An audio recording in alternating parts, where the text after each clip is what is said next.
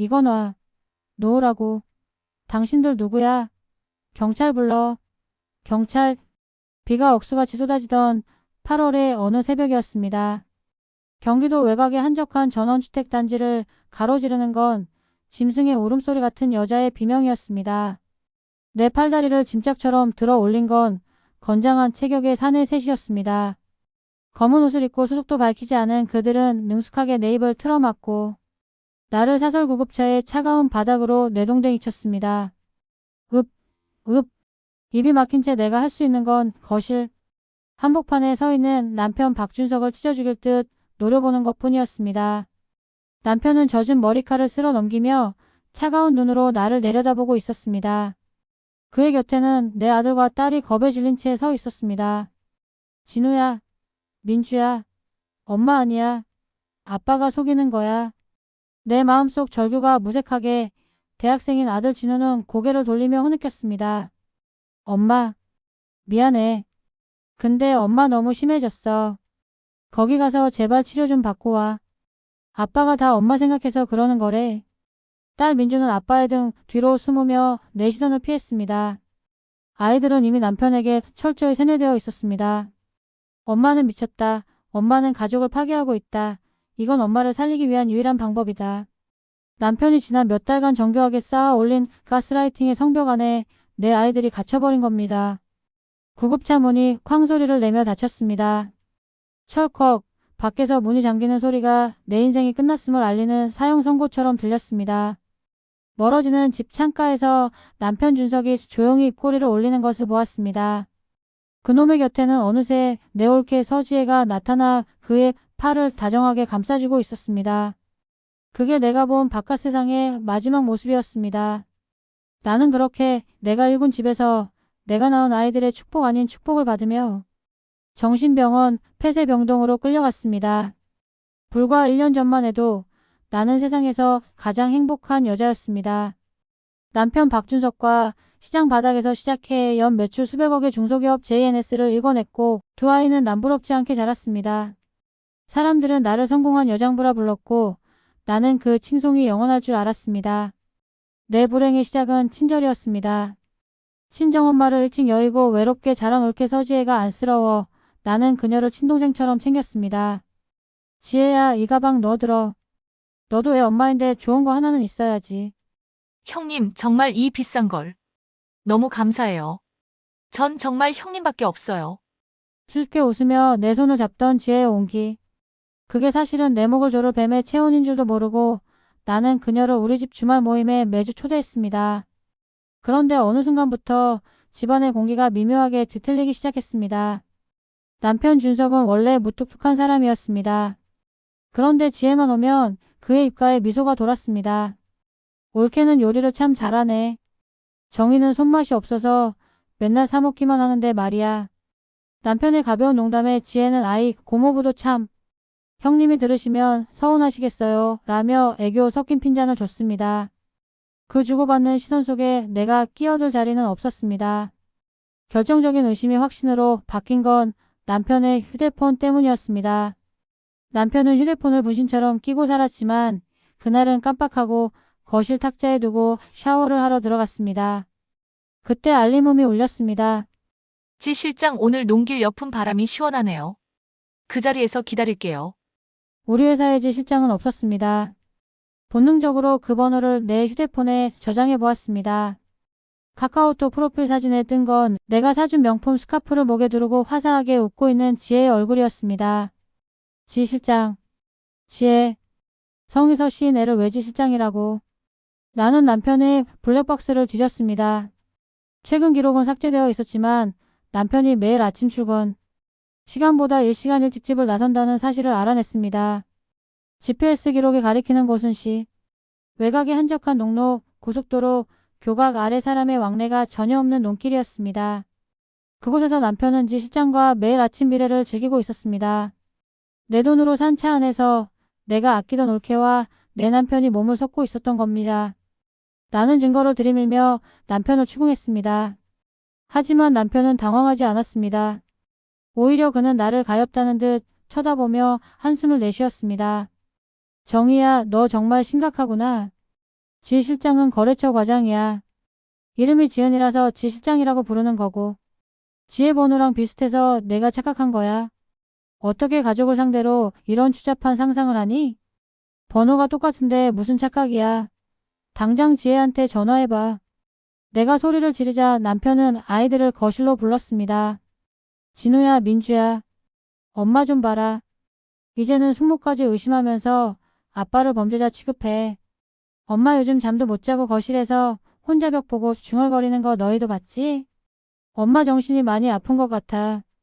그는 내가 잠든 사이 내 휴대폰에 저장된 지혜의 번호를 교묘하게 조작해두거나 내가 하지도 않은 말들을 아이들에게 전하며 나를 서서히 미친 사람으로 만들어갔습니다.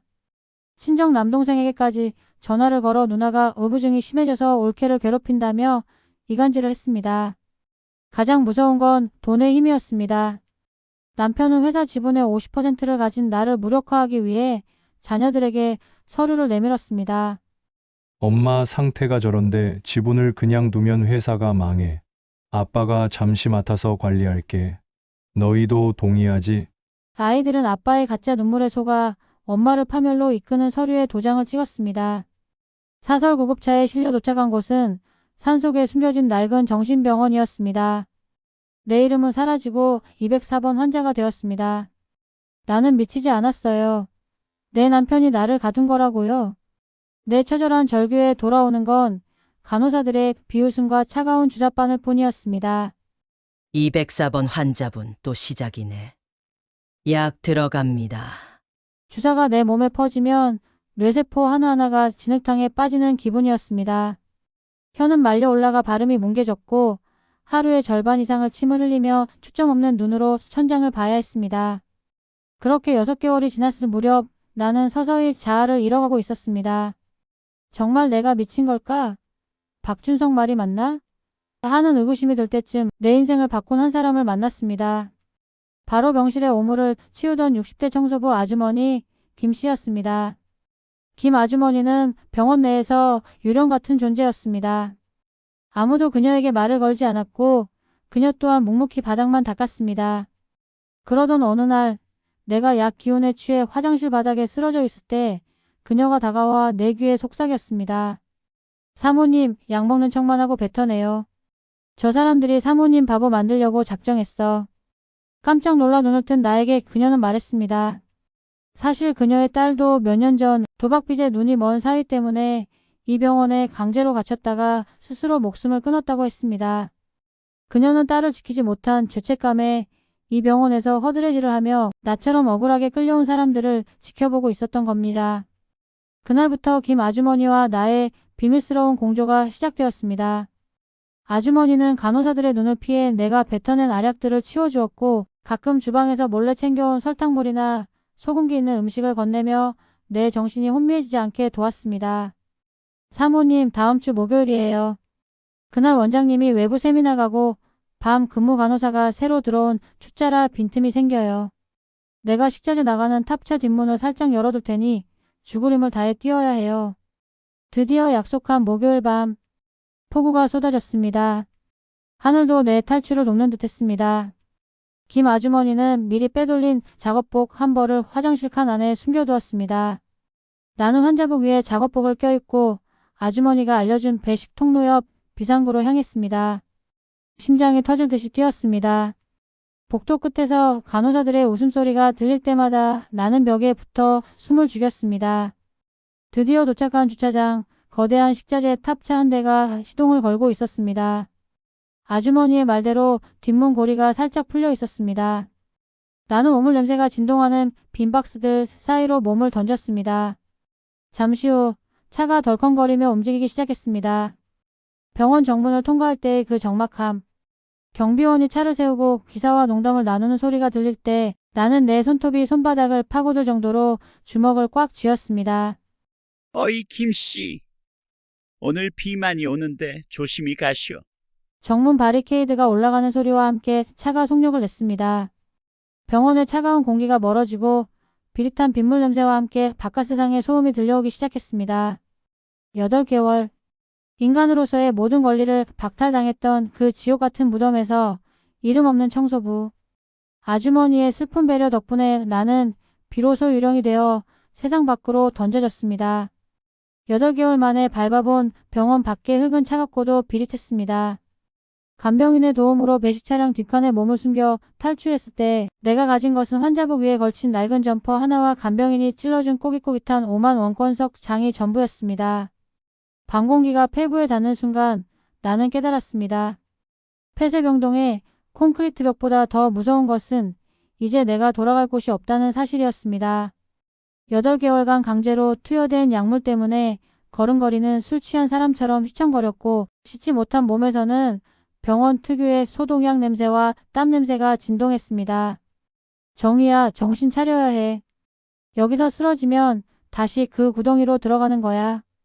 나는 피가 터지도록 입술을 깨물며 도심으로 향하는 버스에 올라탔습니다. 버스 장창에 비친 내 모습은 경악스러웠습니다. 윤기 나던 머릿결은 푸석해진 수직갱이 같았고 눈동자는 초점을 잃어 움푹 패여 있었습니다. 불과 1년 전 JNSJNDS의 대표 사모님으로 불리던 여자는 거기 없었습니다.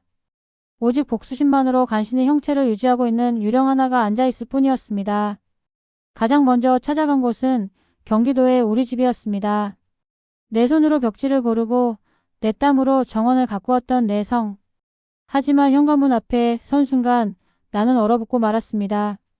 비밀번호가 바뀌어 있었습니다. 내 생일도 아이들 생일도 결혼기념일도 아니었습니다. 문 너머에서는 평화로운 웃음소리가 들려왔습니다. 남편 준석의 호탕한 웃음, 그리고 지혜의 간드러지는 목소리. 자기야, 이 와인 정말 맛있다.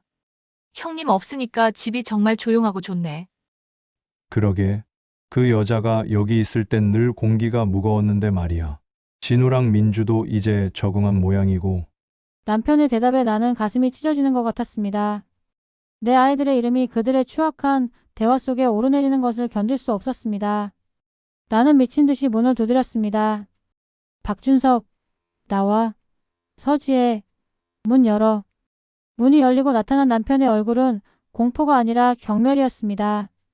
그는 나를 보며 당황하기는커녕 아주 능숙하게 휴대폰을 꺼내 들었습니다. 당신 어떻게 나왔어? 아직 치료가 안 끝난 모양인데. 진우야, 민주야. 엄마 또 발작한다. 경찰 불러라.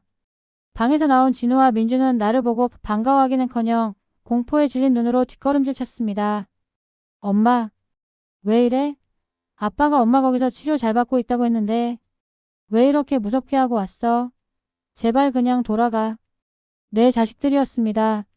내 배 아파 나온 아이들이 나를 짐승 보듯 피했습니다. 남편은 아이들 앞을 가로막으며 나를 밀쳐냈습니다. 정희야, 내가 이럴수록 아이들 상처만 깊어져. 내 지분, 내 인감, 이미 법적으로 다 정리됐어.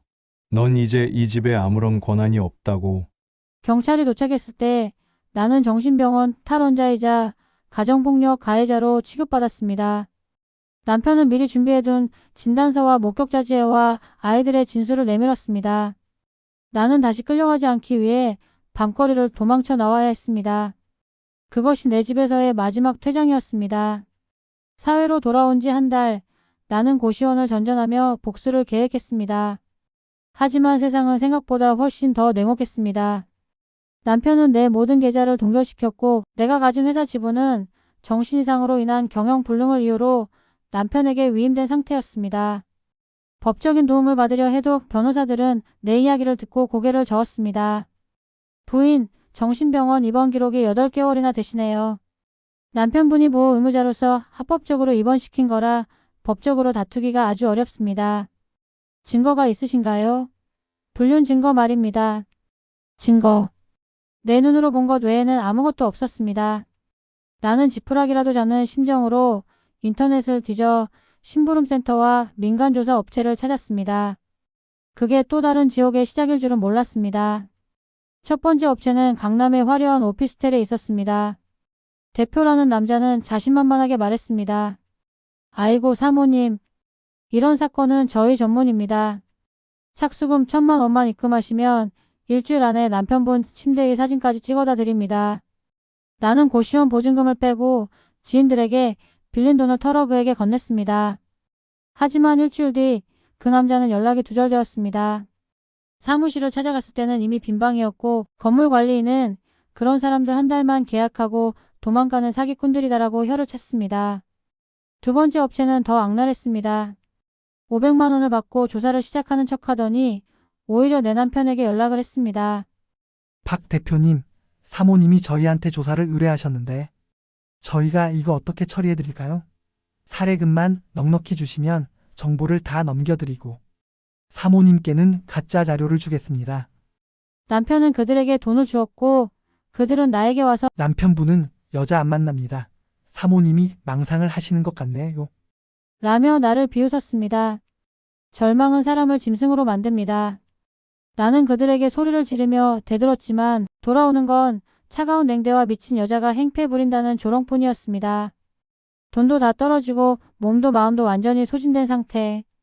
나는 남한강 다리 위에 서 있었습니다.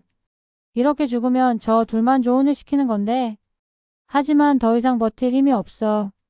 그때 마지막으로 검색했던 이름 하나가 떠올랐습니다. 유튜브 뉴사이드에서 본 정경수 탐정.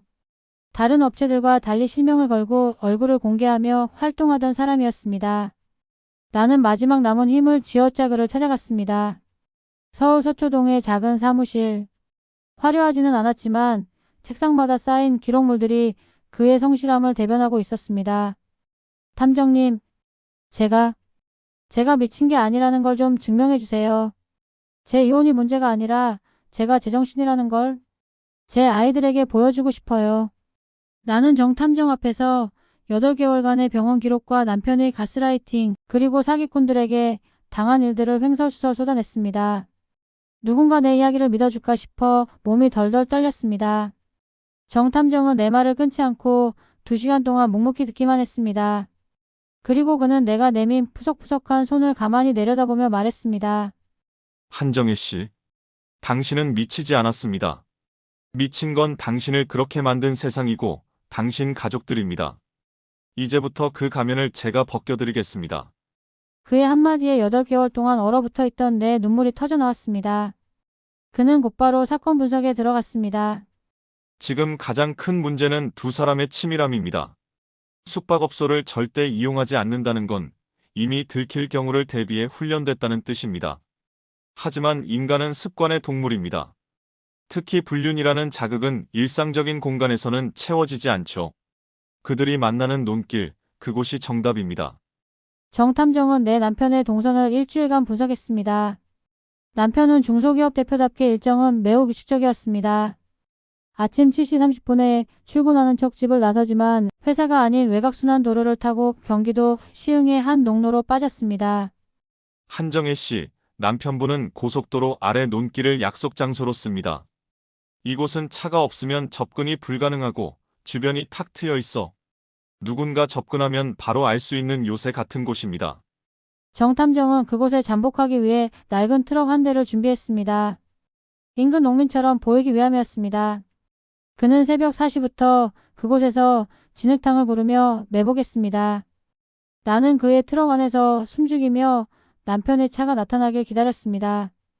여름의 습한 기온과 모기들이 나를 괴롭혔지만 정신병원의 진정제보다 훨씬 견딜만 했습니다. 오전 8시. 마침내 남편의 검은색 세단이 먼지를 일으키며 나타났습니다.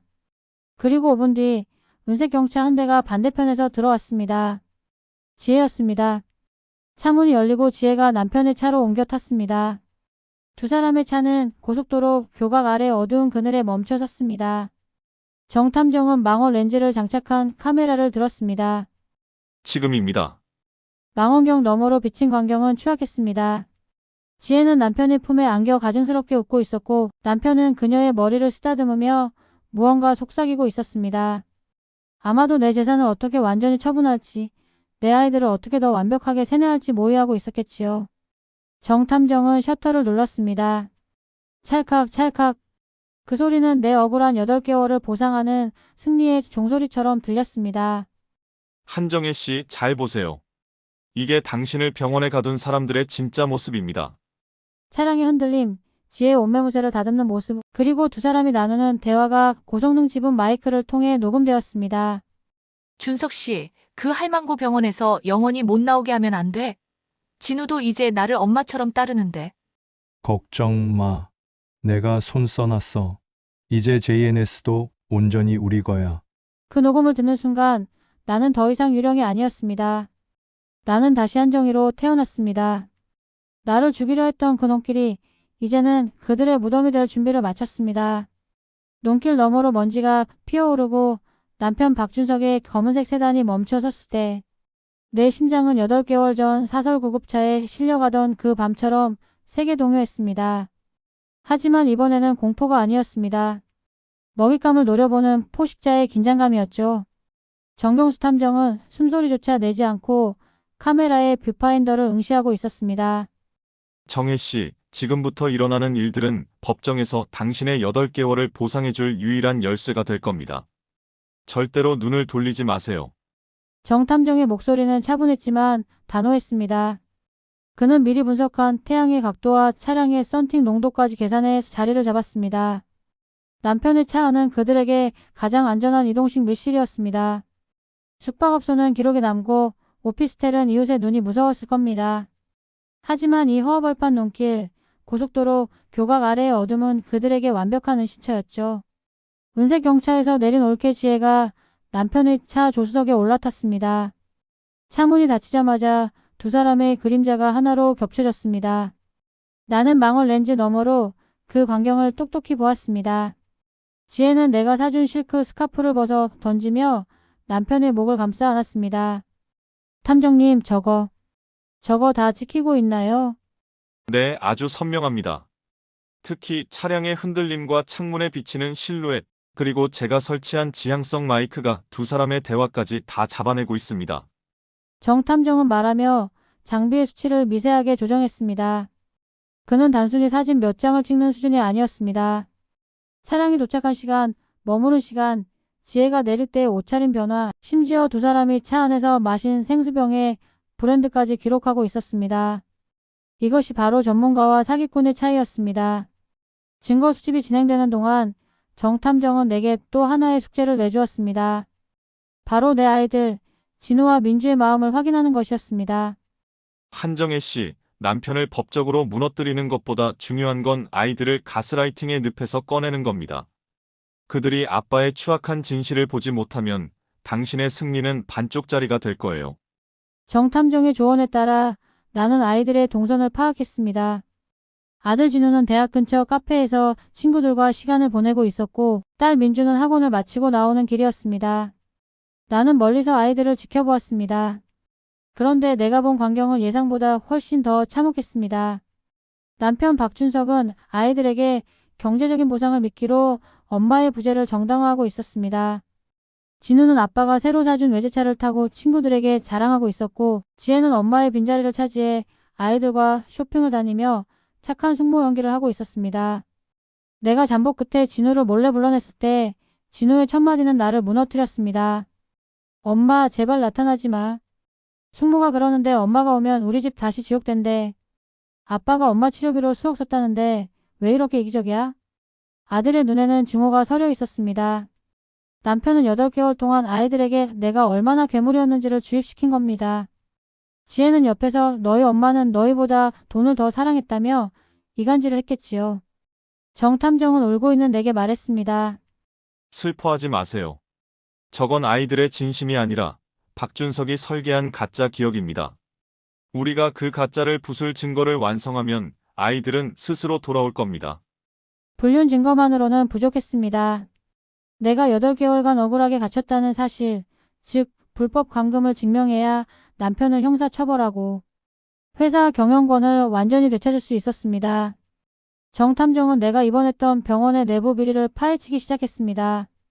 그는 병원의 식자재 납품 업체 직원으로 위장해 병원 내부에 잠입했습니다. 한정희 씨가 입원했던 병원은 원장과 사설구급차 업체가 유착관계더군요. 보호자 한 명의 동의와 서류. 조작만 있으면 멀쩡한 사람도 1년은 가둘 수 있는 현대판 고려장의 현장이었습니다. 정 탐정은 병원 사무장의 약점을 잡았습니다. 그 사무장은 병원비를 부풀려 횡령하고 있었죠.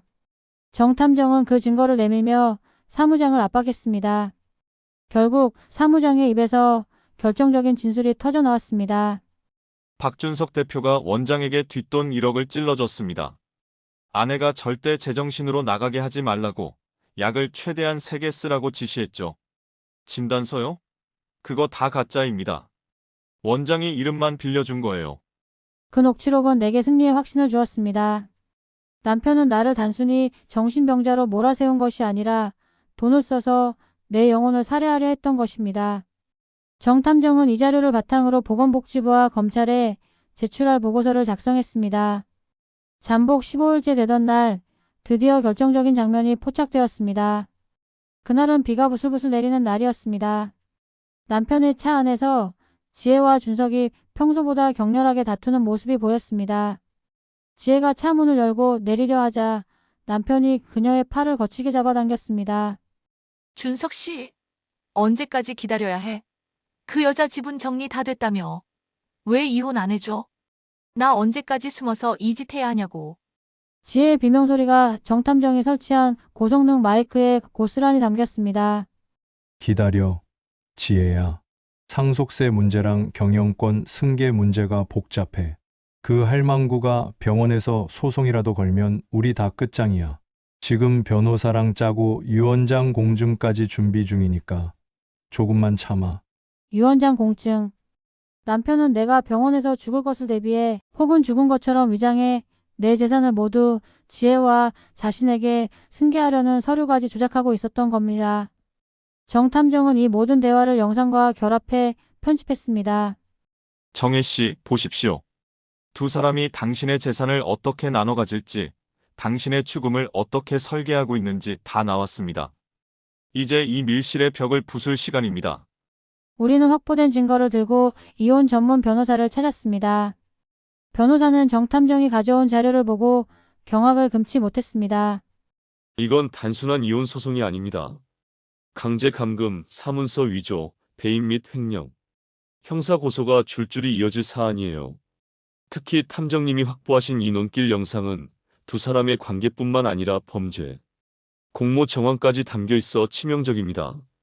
변호사는 정희 씨의 잃어버린 50%의 지분은 물론 남편이 그동안 횡령한 회사 자금까지 모두 환수할 수 있다고 확신했습니다. 하지만 정탐정은 한 걸음 더 나아갔습니다. 법적인 승리도 중요하지만 사회적 처단이 필요합니다. 박준석 대표는 대외적인 이미지를 생명처럼 여기는 사람입니다. 우리는 이 증거를 법정에 제출하기 전 가장 아픈 곳을 찌를 겁니다. 정탐정은 남편의 회사 주주총회 날짜를 확인했습니다. 남편이 나를 해임하고 지혜를 이사로 등재하려던 그날 우리는 그 화려한 연회장에 진실의 폭탄을 터뜨리기로 결심했습니다. 주주총회 전날 나는 마지막으로 진우와 민주를 불렀습니다. 이번에는 도망치지 않고 정탐정이 편집한 영상을 아이들의 휴대폰으로 전송했습니다. 엄마가 미안해. 너희에게 이런 추악한 진실을 보여줘서. 하지만 이게 너희가 믿는 아빠의 진짜 모습이야. 판단은 너희가 해라. 영상을 확인한 아이들의 침묵은 길었습니다. 영상 속에서 숙모라고 부르던 여자가 엄마를 어떻게 죽이려 했는지, 아빠가 어떻게 엄마를 병원에 쳐놓고 웃고 있었는지, 아이들의 통곡 소리가 전화기 너머로 들려왔습니다. 가스라이팅에 경고한 벽이 정탐정이 포착한 논길의 진실 앞에 무너져 내리는 순간이었습니다. 정탐정은 내 어깨를 다독였습니다. 이제 모든 준비는 끝났습니다. 한정혜 씨, 당신의 8개월을 돌려받으러 가시죠. 우리는 어둠을 뚫고 주주총회가 열리는 호텔로 향했습니다. 내 손에는 30kg에 달하는 증거 서류 가방이 들려 있었습니다. 그 가방 안에는 8개월간의 피눈물과 정탐정의 끈질긴 잠복 기록이 가득 차 있었습니다. 박준석, 서지혜, 너희의 밀실은 이제 무너졌다. JNSJNDS의 임시주총회 및 창립기념 연회가 열리는 서울의 한 5성급 호텔 대연회장. 화려한 샹들리에 아래 내 남편 박준석은 맞춤 슈트를 차려입고 세상에서 가장 고결한 기업가인 척 웃으며 내빈들을 맞이하고 있었습니다. 그의 곁에는 올케 서지혜가 가족 대표라는 명목으로 자리를 지키고 있었죠. 지혜는 내가 사준 보석보다 더 화려한 목걸이를 걸고 마치 이 집안의 새로운 안주인이라도 된 듯 거만하게 굴고 있었습니다. 박 대표님, 사모님 건강은 좀 어떠십니까? 요양 중이라고 들었는데. 한주주의 질문에 준석은 슬픈 표정을 지으며 능수능란하게 거짓말을 늘어놓았습니다. 아유, 말도 마십시오. 아내의 정신질환이 깊어져서 지금 외부 접촉도 힘든 상태입니다. 경영권 공백이 생기지 않도록 제가 온 힘을 다하고 있지만 가슴이 찢어집니다. 연회장 구석 청소부 복장으로 위장해 상황을 지켜보던 정경수 탐정이 내 귓가의 인이어를 통해 속삭였습니다. 정혜 씨, 보십시오. 저게 저 인간의 마지막 연기입니다. 이제 우리가 무대를 뒤집을 차례입니다. 나는 화장실로 들어가 미리 준비해둔 JNS의 대표 주주용 정장을 갈아입었습니다. 8개월간 폐쇄병동에서 마른 몸은 오태가 예전 같지 않았지만 눈빛만큼은 그 어느 때보다 서슬퍼렇게 빛나고 있었습니다. 정 탐정은 호텔 보안실의 네트워크를 우회해 연회장 메인 스크린의 제어권을 확보했습니다. 자, 그럼 지금부터 JNS 주주총회를 시작하겠습니다. 안건은 대주주 한정희 씨의 신변 이상에 따른 의결권 위임 및 서지혜 이사의 선임권입니다. 남편 준석이 의사봉을 두드리려던 찰나 연회장의 조명이 일시에 꺼졌습니다. 이게 뭐야? 정전인가? 당황한 사람들의 목소리가 들리고 잠시 후 거대한 메인 스크린에 환한 빛이 들어왔습니다. 하지만 그곳에 뜬 것은 경영 보고서가 아니었습니다. 비오는 날의 눈길 815am 고화질 카메라로 포착된 남편의 검은 세단이 스크린 가득 찼습니다. 이어지는 영상 속에서 지혜가 차에 올라타고 두 사람이 서로의 몸을 탐하며 나누는 추악한 대화가 고성능 지붕 마이크를 통해 홀 안에 천둥처럼 울려 퍼졌습니다. 준석 씨, 그 할망구 병원에서 죽으면 우리 재산 분할 어떻게 되는 거야? 걱정 마, 원장이랑 이미 다 얘기됐어. 급성 신부전으로 처리하기로 했으니까. 이제 조금만 있으면 이 모든 게 다 우리 거야. 연회장은 순식간에 찬물을 끼얹은 듯 정적이 흐르다 이내 경악 섞인 웅성거림으로 가득 찼습니다. 남편 준석의 안색은 잿빛으로 변했고 지혜는 비명을 지르며 스크린을 가리려 애썼습니다. 이거 뭐야? 당장 꺼. 누가 이런 조작된 영상을 올린 거야? 그때 연회장의 문이 천천히 열렸습니다. 나는 구두굽 소리를 울리며 중앙복도를 걸어 들어갔습니다. 조작이라고? 박준석, 내가 내 눈앞에서 내 아이들 앞에서 했던 그 거짓말들이 조작이겠지. 내가 단상 위로 올라가자 준석은 귀신이라도 본 듯 뒷걸음질 쳤습니다. 당신이 어떻게 정신병원에 있어야 할 여자가 여기 왜 있어? 내가 미쳤다고? 아니, 미친 건 당신과 저기 서 있는 서지혜였어. 나를 죽이고 내 회사를 가로채려던 너희들의 그 탐욕에 미친 거지. 나는 정탐정이 확보한 또 다른 서류 뭉치를 주주들에게 내보였습니다.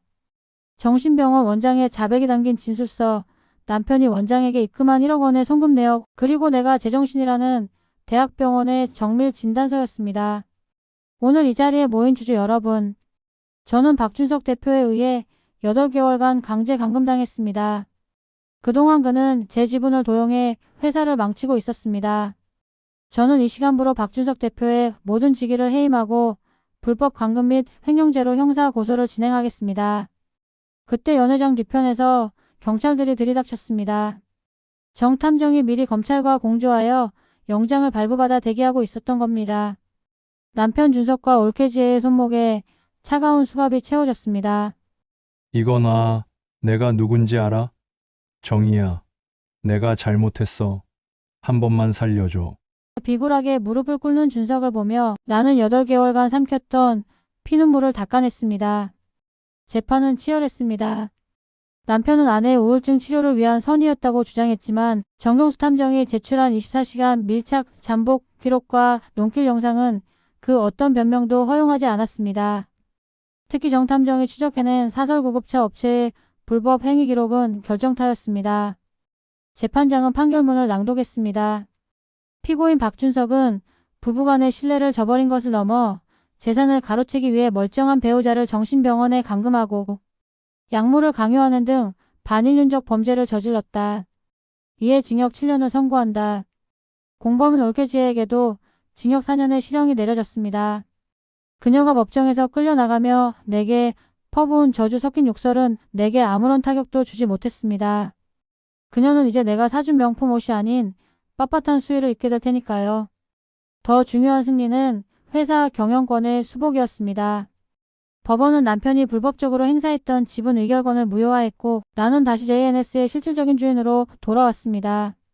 50%의 지분은 온전히 내 것이 되었고 남편의 지분 중 상당 부분도 위자료와 배상금으로 압류되었습니다. 가장 힘들었던 과정은 아이들과의 관계 회복이었습니다. 진호와 민주는 법정에서 아빠의 추악한 진실을 목격한 뒤 극심한 죄책감에 시달렸습니다. 엄마, 우리가 미안해. 아빠 말만 믿고 엄마를 지옥에 보낸 거. 평생 용서 빌면서 살게.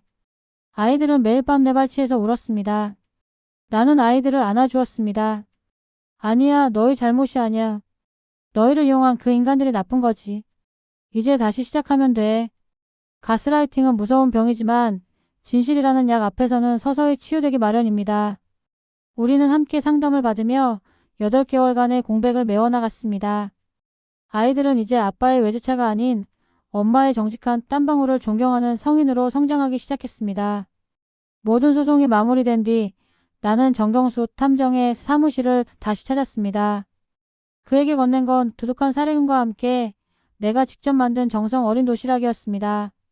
탐정님, 덕분에 제가 다시 사람이 됐습니다. 세상 모든 사람이 저를 미쳤다고 할 때 제 손을 잡아준 건 탐정님 뿐이었어요. 정 탐정은 쑥스러운 듯 웃으며 대답했습니다. 한정혜 씨, 제가 한 건 그저 렌즈 뒤에서 진실을 지켜본 것뿐입니다.